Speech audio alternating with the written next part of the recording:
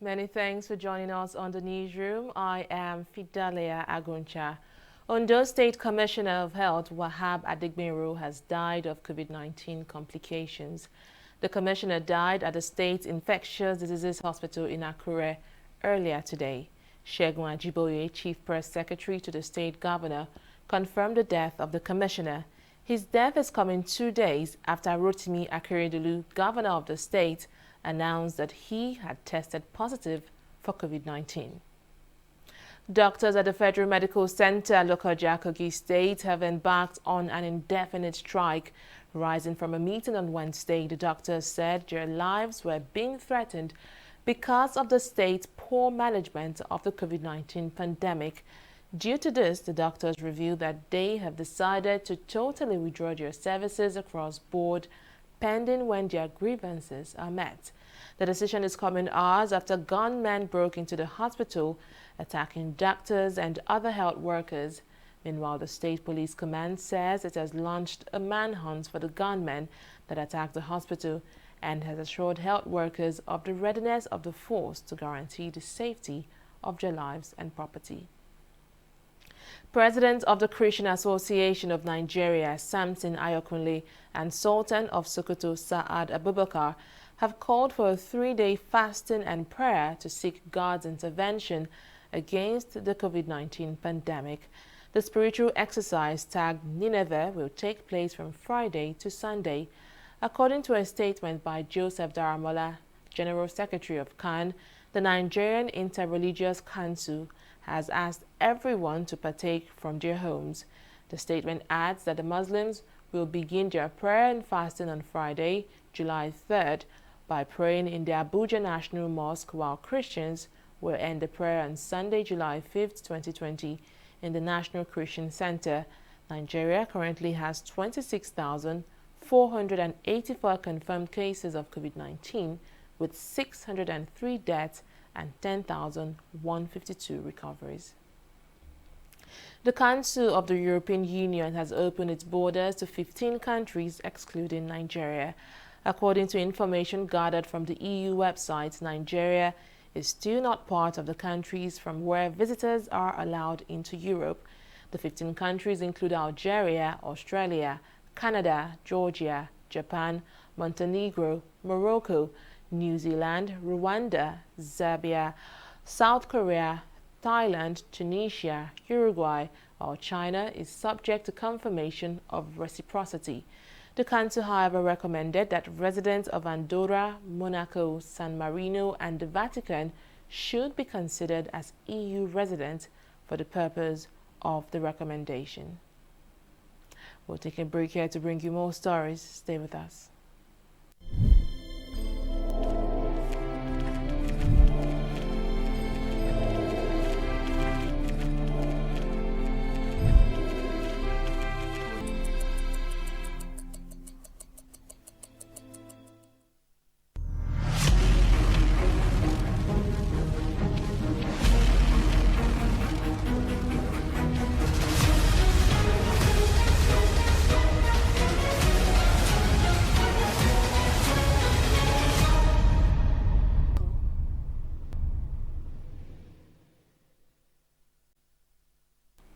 Welcome back.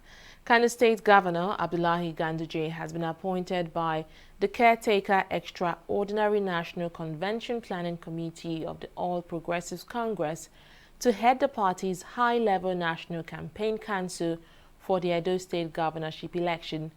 Other members of the team include the governor of Imo State, Hope Uzodinma, who is to serve as deputy chairman, and Abbas Brimo, who will serve as secretary of the 49-member council.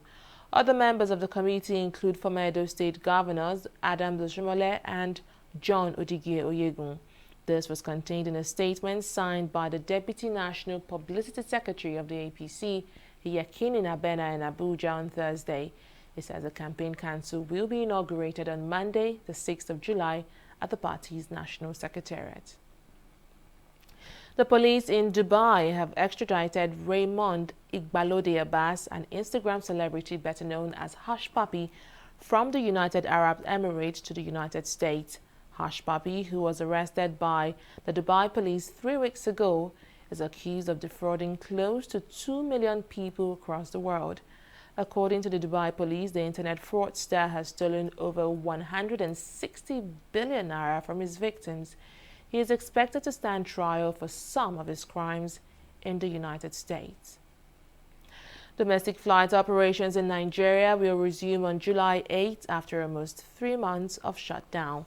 Minister of Aviation Hadi Sirika, who announced this, said the Abuja and Lagos airports will resume on July 8, while the Kano, Port Harcourt, Owerri and Maiduguri airports would resume on July 11.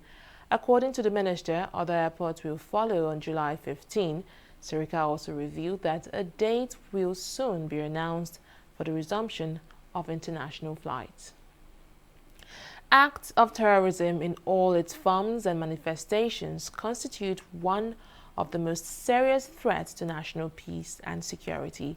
Coordinator Defense Media Operations Major General John Anenche expressed this concern during the weekly update press briefing on the operations of the Nigerian military across the geopolitical zones of the country. For sponsors, that one I would not dare that, because that one is at a high level. The sponsors, you don't see them. We have not seen that people are sponsoring them.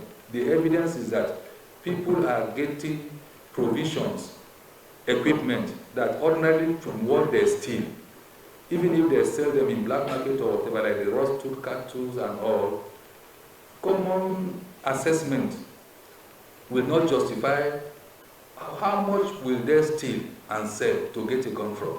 How much will they steal and sell? So, and such things is a pointer, logical intelligence that they are being sponsored, funded. So that one is beyond the military, I can tell you that to know. The collaborators, I think a good number of them are our own people.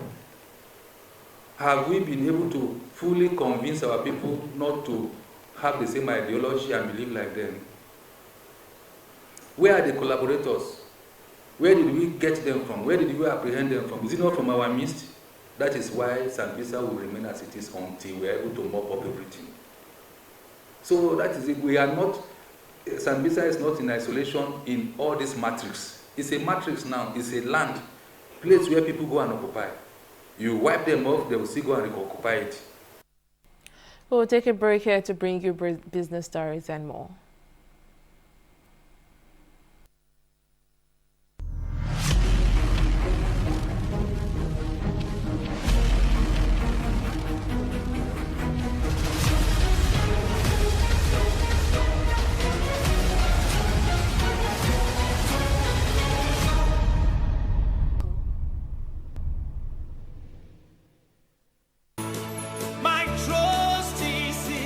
Hello, I'm Dr. Taufik Adeyemi, consultant orthopedic spine surgeon at National Orthopedic Hospital, Grovile, Lagos. I'm here on the platform of Scoliosis Focus Initiative program on World Scoliosis Day.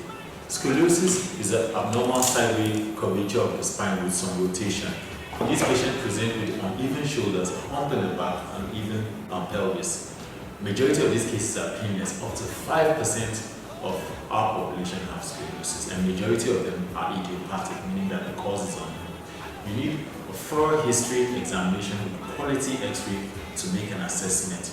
Your doctor will advise you on the best treatment modality for your child. Scoliosis Focus Initiative is organizing a 2 weeks free online consultation to help you during this COVID-19 pandemic. Thank you.